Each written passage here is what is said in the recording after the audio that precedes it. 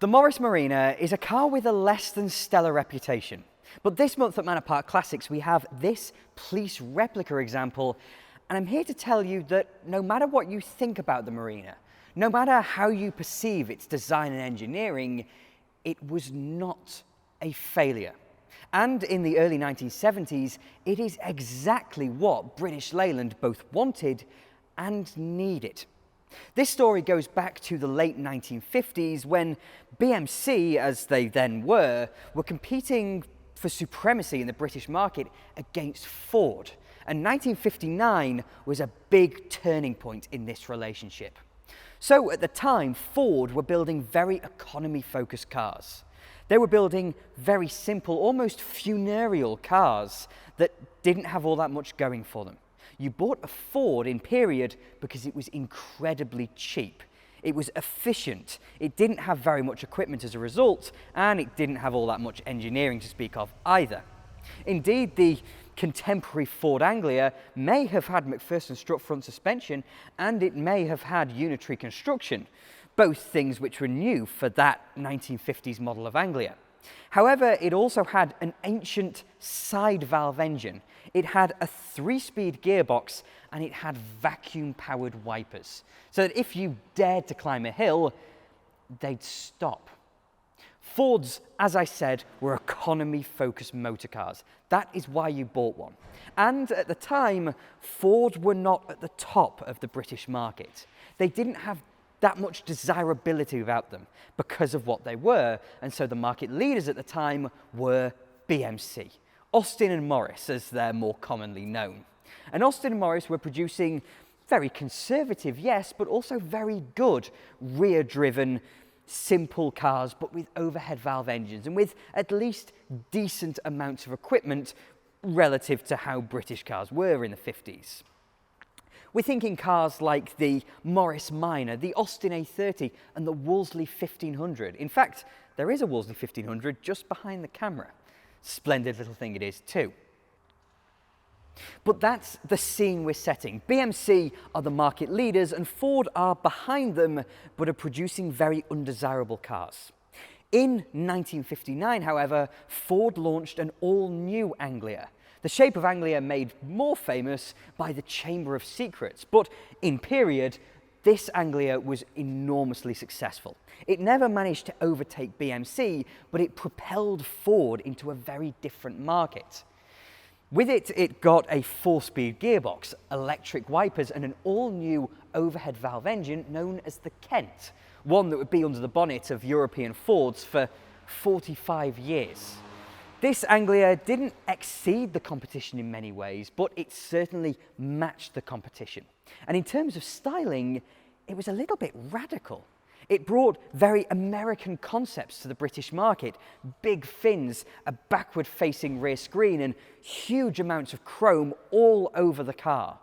This was like nothing Ford of Britain had ever done before, at least in this low-end market segment, and Ford gradually started climbing. At the same time, in 1959 again, BMC decided to go radical. They decided to shun the classic rear drive layout, the classic upright driving position and the very tall, teetering cars of the 50s by embracing the Mini. The Mini was designed, of course, by the legendary Sir Alec Izagonis, and not only was it tiny, 10 feet and a quarter of an inch long, but it also had a transverse engine, front-wheel drive with its gearbox in the sump, independent suspension all round as well. The Mini was totally radical. The Mini ripped up the rulebook and started again with how to design passenger cars. And virtually every modern small car owes something in its design to the Mini. The Mini is, of course, the best-selling British car of all time. But in period, people were a little bit scared of it. They weren't sure what to make of the Mini. And 3 years later, they launched its bigger brother, the Austin and Morris 1100. And the 1100, as well as the Mini by that point, absolutely took off. The 1100 retained the transverse engine front drive layout, but added beautiful Pininfarina styling and float-on fluid hydroelastic suspension.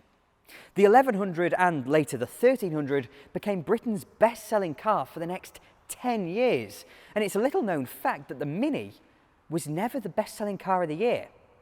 Over time, it may have become the best-selling car overall over 40 years of production, but the 1100 in period always outsold it. Regardless, the Mini and 1100 were absolute tour de forces, both in terms of engineering and in terms of success. And so you might be thinking, what's the problem here? Well, Ford at the time were launching cars like the Cortina and Escort, adding to and eventually replacing the Anglia from 1959, and they were all styled to perfection. Fords were still very simple, live rear axle, rear wheel drive, leaf springs even, but they were styled brilliantly. And they had that fantastic Kent engine under the bonnet that made people perceive them in a very different manner.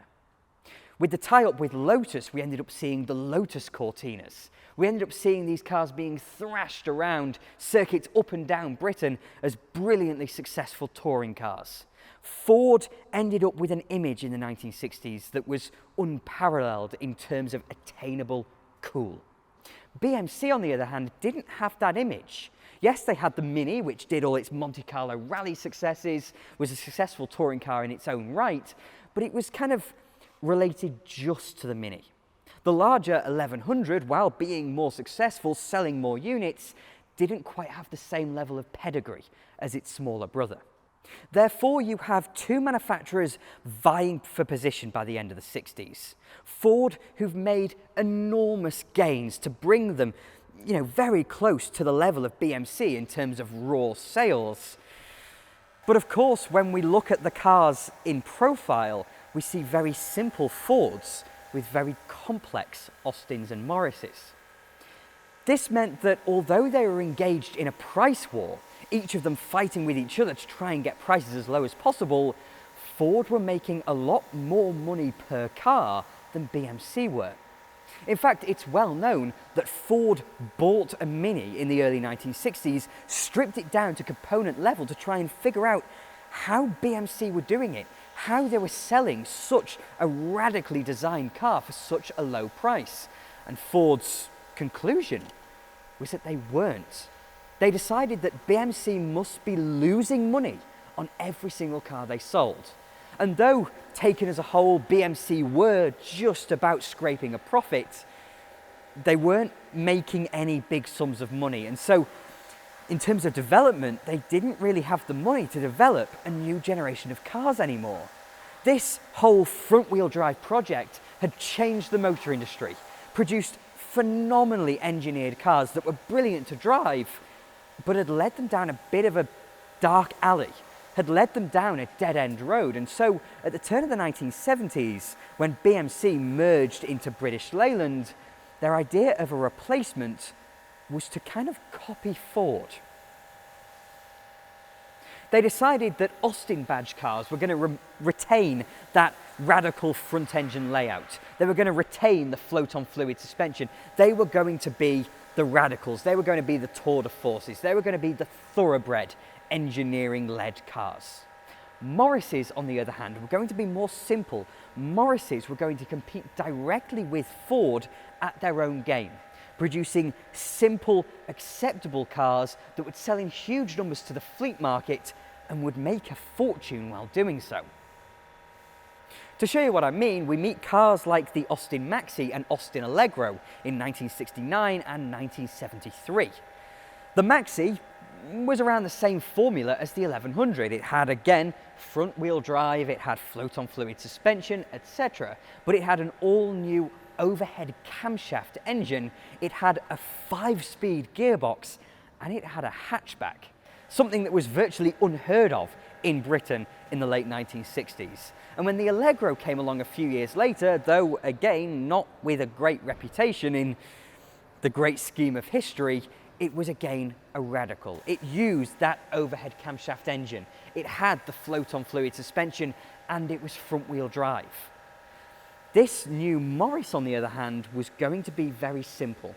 But of course, they didn't really have the money to develop it. The Maxi and Allegro, barring the new engine, lent heavily upon their predecessors. And this car, the Marina, when it was launched in 1971, had to do exactly the same thing.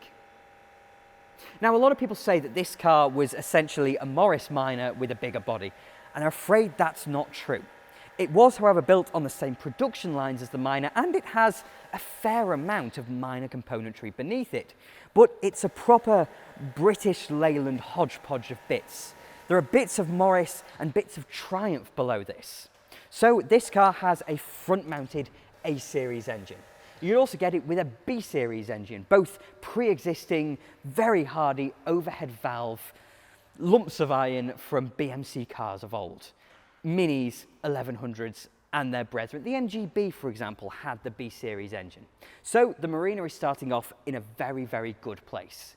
It's going to be rear-wheel drive, which would keep all the people happy in donut land happy. Regardless, this rear-wheel drive was going to have a live axle and leaf springs, just like the older BMC cars and just like Ford were doing. Again, nothing controversial, nothing particularly new. However, they took a few decisions with the Marina that meant it wasn't competing quite on the same page as the new Cortina and even maybe the Escort. For starters, the all-new Mark III Cortina had double wishbone front suspension and it had coil-sprung rear suspension. The Marina didn't have this. The Marina was that little step more old-fashioned, like the Fords from the 60s, but it had to make do with torsion bar front suspension. Now, torsion bar front suspension, there's nothing wrong with it. Renault used it to great effect all the way through to the mid-1980s in some of their mainstream models, and it performed very well. But it didn't offer the smoothness of the McPherson struts that Ford were using in the 60s. And to damp this car, they used lever arm dampers. The same kind of dampers you'd find in an MGB, which was still selling in brilliant numbers in the 70s, but also the same as you saw in the old Morris Minor. And therefore, when this car was launched in 1971, it wasn't just matching Ford, but it was trying to match Ford from a decade before. That meant that this car fell in the middle of the likes of the Escort and Cortina, where it couldn't match either one of them. It wasn't as sophisticated as the Cortina, and it, on the surface looked about a level pegger with the Escort, but it was a bit bigger than the Escort, and they initially tried to pitch it beside the Cortina. In the end, it ended up sitting rather in the middle, whereby it didn't meet either market. And of course, anyone who looked at the specification wasn't all that impressed by it. So if you were walking into a British Leyland dealer in the early 1970s and you were a car enthusiast, you cared at least a little bit about the specifications, then you might not have chosen a Marina.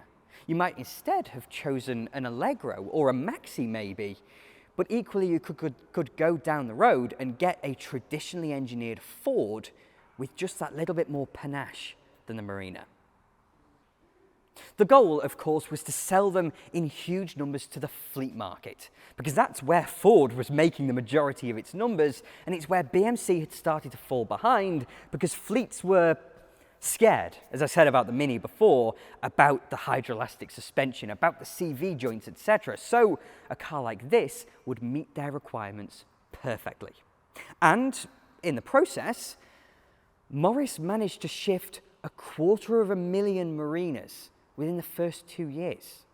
It looked like a fantastic success at first, but the dated underpinnings of this car quickly started to show it up, and sales started to tail off quite quickly as Ford started to introduce newer, better Escorts and Cortinas. So we see initial success then followed by kind of falling off a bit of a cliff, and sales then just going downhill towards the end of production. But that doesn't mark this car as a failure, because it did what BMC wanted in having big profit margins, in taking the fight directly to Ford in the fleet market, though maybe not meeting their level. And it wasn't necessarily the Marina's fault that British Leyland's image fell off so sharply in the early 70s. British Leyland was struggling to build cars at all, and if they were building cars, then they weren't of fantastic quality. Now, Fords of this era are not known as bastions of reliability and brilliant build quality, But compared to the BL offerings, Fords were more likely to be reliable. And so a fleet buyer looking at the Marina in, let's say, 1974, would look at this car with its incredibly simple underpinnings and say, okay, if we're going for simplicity, we could go for the Morris and have it even cheaper than a Ford, but a Ford might last that bit longer. And so the economies that BL were looking at with the Marina didn't end up coming to the surface at all. This car was meant to be a stopgap.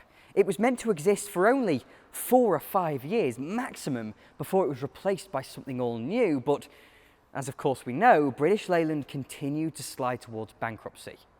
Their expensive front drive models meant that the profit margins seen by the Marina weren't all that obvious, and the fact that the Marina quickly fell off in terms of sales meant that, again, there wasn't the money to develop any new models. And after British Leyland went bankrupt in 1975, the Marina had to continue in production. Despite being rebodied into the Morris Ital, it had to survive all the way through to 1984. So I posed a question to you all today. If the Marina only lived for 3 or 4 years, and if British Leyland hadn't gone bankrupt and had their image totally destroyed, had a replacement been in the works, in the background, would we perceive this car as poorly as we all do today? As the laughingstock that it's become of the British motor industry, when realistically, this was Morris, this was British Leyland, should I say, trying to imitate the almighty Blue Oval. Yes, they may not have pulled it off, but in doing so, they gave it a real good go. And of course, they poached people from Ford. This car was styled by Roy Haynes, who'd previously done the Mark II Cortina, itself a fantastic looking car, and I don't think there's anything wrong with the style of the Marina. It's conservative, certainly, maybe it would have suited the mid-60s better than the early 70s, but that's where we stand. A car that really doesn't have a great reputation, but that has a story behind it that shows its manufacturer trying to just keep up with the competition. They had this range of brilliantly engineered float-on fluid cars, as I've said a million times, but they decided to augment them with this because they thought this was the best way to go. So if now maybe for some reason you do perceive the Marina in a slightly different manner, then please do follow the link in the description. Check out this car on our website and maybe even book an appointment. Come and have a look at this thing for yourself, because this is